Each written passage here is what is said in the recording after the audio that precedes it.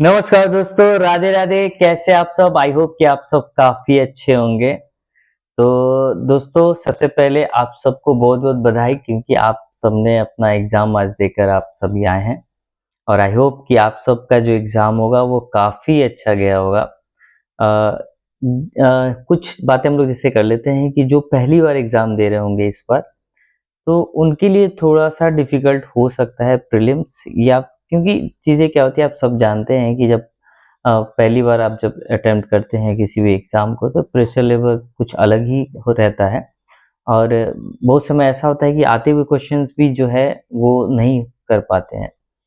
But वैसे candidates, वैसे हमारे भाई बंधु जो जो भी हैं, वो जो पहले से एग्ज़ाम दे रखे हुए हैं, प्रीलिम्स क्वालीफाई करके रखे हुए हैं, 1 या 2 बारी जब भी। तो उनके लिए पेपर जो है काफ़ी मतलब सही रहा होगा। और आई होप कि आप सब ने जो आपका अटेम्प्ट्स होगा वो काफ़ी सही अटेम्प्ट्स होगा, ताकि जो है आपका प्रीलिम्स जो है क्वालीफाई हो जाए। तो देखो, चूँकि मैंने जो एग्ज़ाम दिया है वो मार्केटिंग ऑफ़िसर के लिए दिया है, तो सबसे पहले जो बात करेंगे हम लोग मार्केटिंग ऑफ़िसर के बारे में बात करेंगे। देखो, मैं एक चीज़ सिंपल सी कहूँगा, specially for the marketing officer, कि यार there is no safe cut off. मतलब कहते हैं ना कि सेफ कट ऑफ क्या होना चाहिए, या फिर सेफ मार्क्स क्या होना चाहिए। तो मार्केटिंग के लिए सेफ मार्क्स वगैरह ये सब की चिंता मत करो, जितने भी मार्केटिंग का एग्ज़ाम देकर आए हो आप लोग। क्योंकि आप सब जानते हैं कि प्रीवियस ईयर का अगर ट्रेंड उठाकर देखोगे, हाँ, कट ऑफ का प्रीलिम्स का, तो बहुत ज़्यादा कट ऑफ प्रीलिम्स के अंदर देखने को नहीं मिलता है। बट लेकिन एक चीज़ मैं कहूँगा कि इंग्लिश के पेपर के अंदर आपका जो है सेक्शनल कट ऑफ जो है ज़रूर क्लियर हो जाना चाहिए। अगर ये कॉन्फिडेंस आपके पास है और लग रहा है कि हाँ, मतलब कि इंग्लिश के कट ऑफ को जो है पार किया जा सकता है, मतलब हमारा पेपर इतना अच्छा गया है कि इंग्लिश का सेक्शनल कट ऑफ जो है वो क्लियर हो जाएगा, तो मुझे नहीं लगता कि आपको रीजनिंग में उतनी सारी परेशानियाँ देखने को मिली होगी, या फिर मैथ्स के अंदर उतनी सारी परेशानियाँ देखने को मिली होगी। तो कुछ चीज़ें जैसे बेसिक चीज़ें मैं थोड़ी बात कर लेता हूँ कि अगर मैं बोलूँ कि मार्केटिंग ऑफिसर के लिए, तो देखो इंग्लिश जो है, किसी भी स्पेशलिस्ट ऑफिसर का एग्ज़ाम की बात करोगे, तो इंग्लिश का जो सेक्शनल कट ऑफ होता है वही कट ऑफ डिसाइड करता है। इस बात को आप ध्यान में रख लीजिए, है ना? तो मैं बोलूँ कि अगर यूआर कैटेगरी से हो आप, और आपको 7 टू 8 मार्क्स के आसपास आ रहे हैं इंग्लिश में सेक्शनल कट ऑफ के लिए, तो आपका सेक्शनल कट ऑफ निकल जाएगा इंग्लिश का। बाकी जो रीजनिंग और मैथ्स के सेक्शनल कट ऑफ बहुत हाई नहीं जाते हैं भाई। आप मैक्सिमम ज़्यादा से ज़्यादा 4 चले जाएँगे, मैक्सिमम मैं बता रहा हूँ 4 से 5, वो भी नहीं जाते मैथ्स और रीजनिंग के कट ऑफ।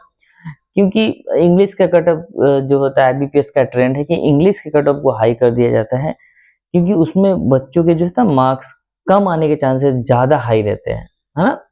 और रीजनिंग और मैथ्स में आप कट ऑफ बहुत ज़्यादा हाई रख के भी क्या आप कर लोगे, कोई फ़ायदा नहीं है, क्योंकि बच्चों के मार्क्स आते हैं मैथ्स और रीजनिंग के अंदर देखने को मिलते हैं, अच्छे खासे मार्क्स देखने को मिलते हैं।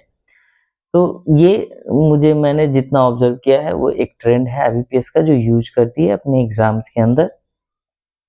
तो अगर आप मैथ्स और रीजनिंग में, अगर मैं बोलूँ कि 2 से 3 4 4 नंबर, मान लो 4 नंबर भी अगर आ रहे हैं, तो सेक्शनल कट ऑफ आपका निकल जाएगा, आपको परेशान होने की ज़रूरत नहीं है। देखो दोस्तों, मैं अभी कट ऑफ नहीं बता रहा हूँ, मैं कट ऑफ प्रेडिक्शन अभी नहीं कर रहा हूँ, कि कट ऑफ एनालिसिस करने कट ऑफ प्रेडिक्ट करने के लिए थोड़ी और भी एनालिसिस की ज़रूरत पड़ती है। मेरे एग्ज़ाम देने से और मेरे अटेम्प्ट से ये जो है कट ऑफ डिसाइड नहीं किया जा सकता है। बट मैं प्रॉपर एनालिसिस के साथ आऊँगा, कट ऑफ वीडियोज़ कल या परसों में डेफ़िनेटली मैं लेकर आऊँगा। फिलहाल कुछ हमारे मित्रों ने कहा था कि वीडियो बनाने के लिए, एनालिसिस करने के लिए, तो चीज़ें क्या हो रही है देखो, मैं अगर रीज़निंग के क्वेश्चन की तरफ मूव करके एनालिसिस करूँ, मैथ्स के क्वेश्चन की तरफ मूव करके एनालिसिस करूँ, तो आप देखोगे कि वही पैटर्न सेम चलते हुए चला आ रहा है। अब 2 शिफ्ट में एग्ज़ाम थे, तो किसी शिफ्ट में आपको जैसे साइलॉक्स के क्वेश्चंस फर्स्ट शिफ्ट में नहीं थे जब मैंने दिया। सेकंड शिफ्ट में जो है साइलॉक्स के क्वेश्चन देखने को मिले थे। और फर्स्ट ये जो है शिफ्ट में जो इनइक्वालिटी के क्वेश्चन थे 5, मतलब जिसको पीस ऑफ केक कह लो। तो वो चीज़ें थी, एंड सेकंड शिफ्ट में शायद 2 या 3 ही क्वेश्चन थे। तो वो सेकंड शिफ्ट में जिनका एग्ज़ाम होगा वो ज़्यादा अच्छे से इस चीज़ को समझ पा रहे होंगे। तो अभी देखो मैं एक चीज़ यहाँ पे बात कर सकता हूँ कि देखो रीजनिंग में क्या होता है कि आप जैसे कि 4 सेट्स ऑफ पजल्स थे सारे मिलाकर, है ना? फ्लोर पजल, सिटिंग अरेंजमेंट ये सब मिलाकर। तो उसमें से कहीं न कहीं 1-2 पजल्स तो बच्चे कहीं न कहीं से वो सॉल्व कर ही लेते हैं। फिर इनइक्वालिटी के 5 क्वेश्चन हो गए, ब्लड रिलेशन के 4 क्वेश्चन थे, कोडिंग डिकोडिंग के 3 से 4 क्वेश्चन थे, मिसलेनियस के कुछ क्वेश्चन होते हैं। तो मिला-जुला के मैं अगर बोलूँ कि कितना भी अगर रीजनिंग बच्चों का खराब हो तब भी 20-25 के आस-पास वो स्कोर करने के लिए थोड़ा कैपेबल रहते हैं। बहुत कम ही ऐसे कैंडिडेट्स होंगे जिनका 10, 12, 15 नंबर देखने को मिलता है। तो वहाँ परेशान होने की ज़रूरत नहीं है। मैथ्स में भी कहीं न कहीं जो मिसलेनियस क्वेश्चंस वगैरह हैं, उनको क्वाड्रेटिक इक्वेशन हो गए हैं। जैसे डीआई पे मैं तो ज़्यादातर डीआई पे ही फ़ोकस करता हूँ, मतलब कोशिश करता हूँ डीआई सेक्शन जितना ज़्यादा निकल जाए, तो वहाँ से सारी चीज़ें निकल जाती है। बाकी मिसलेनियस क्वेश्चंस कुछ क्वेश्चंस वगैरह अटेम्प्ट कर लेता हूँ।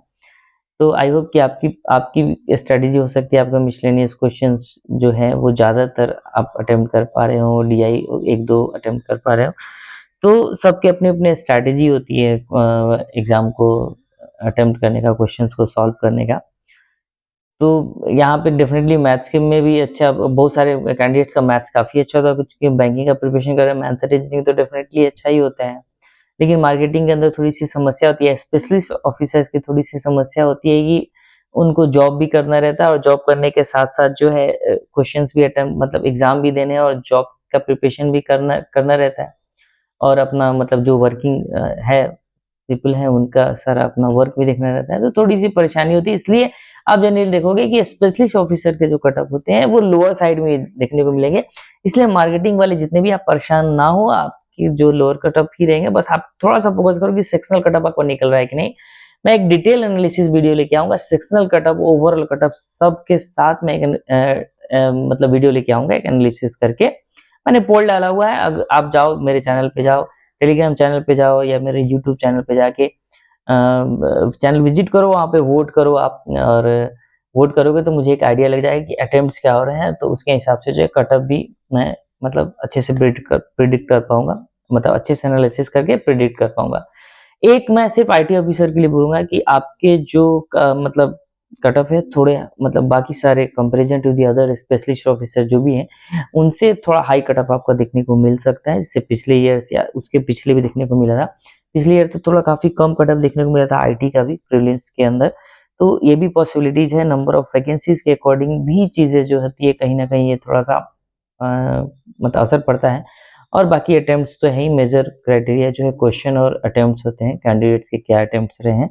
तो आप पहले, मैं ये रिक्वेस्ट करूँगा आपसे कि जितने भी हमारे व्यूअर्स हैं जो व्यू कर रहे हैं मेरे चैनल को, वीडियो को देख रहे हैं, आप सबसे पहले जाके थोड़ा-सा वोटिंग करो और अपने जेन्युइन अटेम्प्ट्स बताओ कि आपका रेंज क्या है अटेम्प्ट्स का, तब जाके मैं थोड़ी-सी एनालिसिस है डेफ़िनेटली कर पाऊँगा। कमेंट करिए कि आपने कितना अटेम्प्ट किया है अपने जो भी स्पेशलाइज़ेशन का आपने एग्ज़ाम दिया, जैसे आईटी का, आईटी में आपने कितने अटेम्प्ट किए हैं, मार्केटिंग है तो मार्केटिंग में कितने, एचआर का है तो एचआर में कितने अटेम्प्ट किए। तो मैं सबका एक ओवरऑल जो एनालिसिस करके एक एक्सपेक्टेड कट ऑफ का एक वीडियो लेके आऊँगा, सारे स्पेशलिस्ट पोस्ट के लिए, नॉट इवन मार्केटिंग, आईटी का भी, एचआर का भी, लॉ ऑफिसर का भी और राजभाषा अधिकारी का भी मैं लेके आऊँगा, तो सारे के रहेंगे। तो प्लीज़ आप वोट करिए और कमेंट में लिखिए कि क्या आपके अटेम्प्ट रहे हैं। फिर जो हम लोग फर्दर फिर जो है क्या सेफ स्कोर हो सकते हैं, एनालिसिस के बाद एक्सपेक्टेड कटऑफ क्या हो सकती है, उसके बारे में बात करेंगे। जब तक के लिए धन्यवाद। आप मेरे चैनल पे अगर नए हैं तो चैनल को सब्सक्राइब कर दिए, लाइक कर दिए, शेयर कर दिए, क्योंकि यहाँ से जो है आपकी एनालिसिस की वीडियो स्टार्ट होगी। तो आपको फाइनल रिजल्ट तक, जॉइनिंग तक आपको मेरी वीडियो जो है लगातार आपको इस चैनल पे देखने को मिलती रहेगी और आपको सपोर्ट मिलता रहेगा मेरे चैनल की तरफ से। तब तक के लिए धन्यवाद। Bye bye.